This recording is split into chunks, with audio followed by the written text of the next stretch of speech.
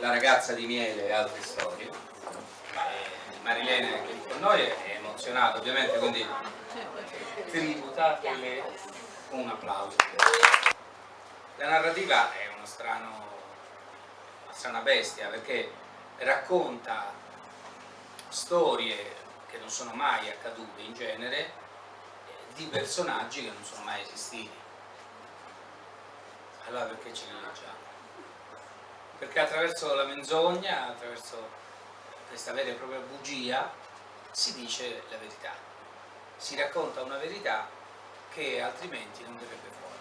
Ora, i racconti di Marilena sono fatti in un certo modo, cioè contengono, da quello che ho capito, anche una parte biografica o autobiografica. Infatti poi, se voi permettete, le faremo qualche domanda un po' di gossip. L'aspettavo. No, perché se no dei racconti sembrano ispirati proprio ad esperienze personali. Ora ovviamente tutta la narrativa è fatta di esperienze personali, però non è detto che per scrivere un giallo devi per forza aver ammazzato qualcuno. Allora, per dare un'idea della passionalità con cui la nostra autrice, si potrebbe aprire questo libro a caso, proprio ogni parola, ogni frase. Non so poi se saranno le letture che leggeranno anche loro, io vado così sulle cose che mi hanno colpito.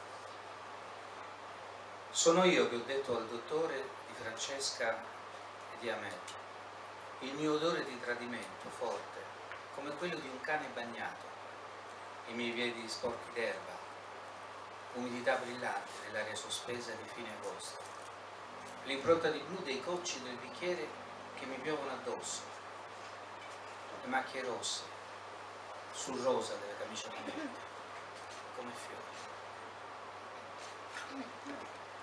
Questa l'ho scritta durante la prima full. Lo so. Te la ricordi? Me la ricordo. Avete sentito l'impasto raffinato? C'è un tentativo lirico in questi racconti. Qualche volta, come nel frammento che ho appena letto, sembra di leggere delle poesie. Tratto da Cortocircuito.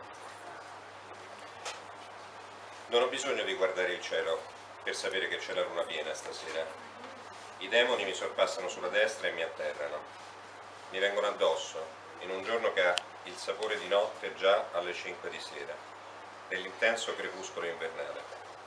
Non li combatto mai, sono dentro, sono me.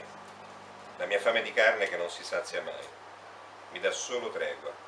Tregua fatta di acqua e vento, e di tempi di impegni fitti, come compiti di bambini segnati di furia sul diario. Tregue fatte di giorni che non ricordo, sorrisi e parole sbriciolate. Lei che dorme accanto a me ogni notte, ma che non sa davvero molto di me. Quello che le ho detto, vita fatta di niente, mentre lei sorride e parla di cose lievi, come foglie macchiate di autunno. Lista della spesa, ospiti a cena, prenotazioni per il teatro, annotazioni nella cucina Ikea nei colori che riflettono luce, sulla lavagna i gusti del gelato da comprare, il suo orgoglio di avere un ruolo nel mondo, esibito, un cerchietto che riluce, il mio sospiro di sollievo quando ho capito che grazie a lei anch'io potevo far finta di dimenticare. La cosa migliore che posso fare per te è lasciarti. Io non ho bisogno di vederti alla luce per sapere di cosa sei fatta, di come risplendi. Sei fatta di miele, miele appiccicoso e tenero che sa di sapore di sonno. Nella pausa pranzo tiro fuori il cucchiaio e lo intingo nel miele, la mia riserva segreta di gioia nascosta. Ti penso mentre lo mangio e ricordo le tracce lucenti dei nostri muri sul tuo braccio. Sai di resina di alberi come sudore di bambino, sai di cose innocenti dimenticate, come il nome della città che ho imparato a non nominare mai. Scommetto che sei sposato. Annuisco velocemente. E pensavi che tutto questo potesse tenerti al riparo? Tutto questo cosa? Lo sai, le cene in famiglia, i regali di Natale, le vacanze last minute, al sicuro. Sì, confesso, l'ho pensato.